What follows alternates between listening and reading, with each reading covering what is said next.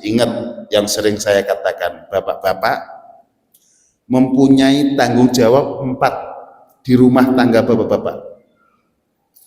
Bapak punya istri, kalau sholatnya istri nggak sah, bapak ini dapat dosa semua. Karena kewajiban suami untuk mendidik secara agama.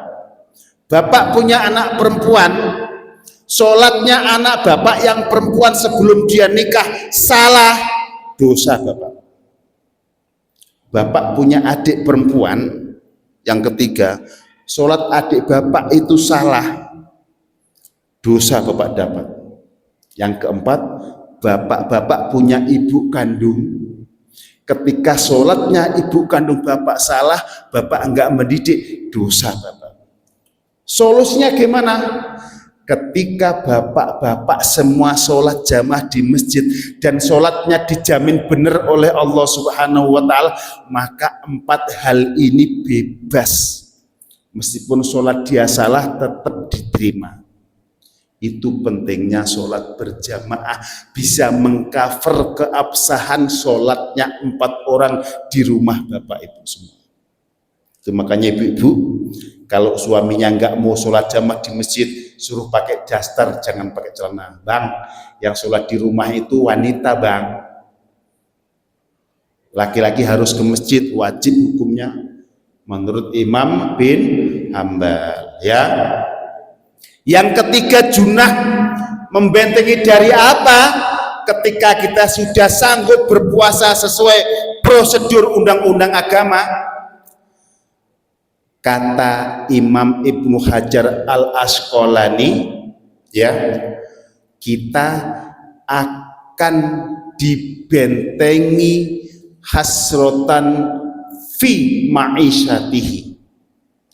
Ketika bisnis kita akan merugi setelah Syawal sampai tahun depan puasa lagi, maka Allah akan memberi taufik membilangin, hei, ini proyek jangan kau ambil, karena proyek ini akan merugikan dirimu sehingga usahamu akan bangkrut.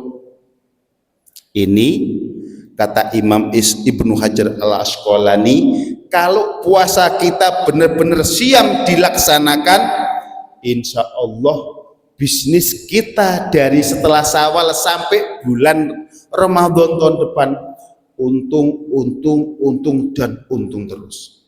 Ya, alhamdulillah ini sudah saya laksanakan. Setiap tahun nambah aset kita. Karena apa? Kita sudah dibentengin oleh Allah Subhanahu wa Ta'ala dari kerugian di bisnis kita atau di pekerjaan kita. Ini untungnya kita yang berpuasa benar-benar. Itu makanya Bapak Ibu, di dalam puasa ini kita benar-benar mengendalikan nafsu kita. Saya sering diomongin orang, Pak Joko itu ya wajarlah dia tiap tahun nambah toko, tiap tahun ganti mobil, wong dia ustadz, sekali ceramah 500.000. Saya ketawa saja. Padahal ibu-ibu, selagi yang nyuruh ngaji orang masjid, insya Allah saya tidak akan ngambil amplop. Yang nyuruh ngaji orang perumahan, ibu-ibu perwiridan, insya Allah saya tidak akan ngambil amplop. Saya hanya ambil kalau yang nyuruh ceramah orang pemerintahan, seperti kantor pajak dan lain sebagainya. Karena kata orang kantor, ini sudah dianggarkan Bapak, kalau enggak diambil nanti dimakan setan juga. Yang menganggarkan pemerintah itu baru saya ambil. Karena apa? Ada sebuah hadis, ketika engkau handle urusan Allah Subhanahu wa Ta'ala dengan ikhlas pure dalam rangka menyiarkan agama Islam, maka Allah pasti akan menghandle urusan duniamu. Masa hanya amplop 300.000 hingga hilang pahala saya yang segede emas, segede gunung Uhud, kan bongak itu. Saya ngisi kajian ikhlas, balasan dari Allah emas segede gunung Uhud kok hanya ditukar dengan cekereme 300.000, gak ada apa-apanya Bapak. Itu makanya kalau orang sudah makrifat, kalau dakwah ya dakwah, bukan bekerja nyari untung lewat dakwah. Dan ini prinsip saya. Alhamdulillah setiap tahun aset saya bertambah, walaupun hanya punya usaha kecil-kecilan. Itu makanya Bapak Ibu ya, rezeki kita tiap hari itu sudah dijamin Allah Subhanahu wa Ta'ala, sudah dijamin.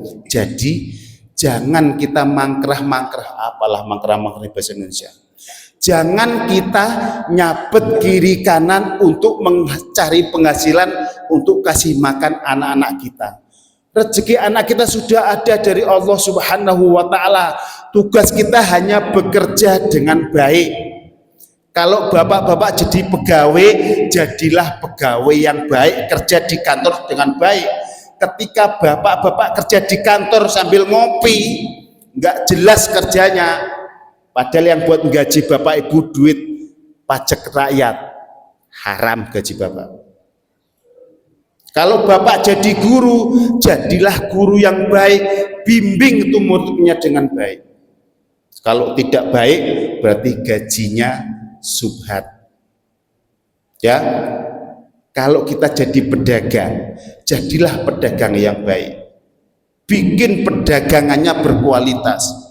Ini misalkan hari ini jualan bakso, kok kurang laku ya, malam tahajud, siangnya kita belajar lagi, entah dari mana belajarnya, atau ketik di internet cara membuat bakso yang enak dan lezat agar orang puas makan jualan kita. Begitu caranya.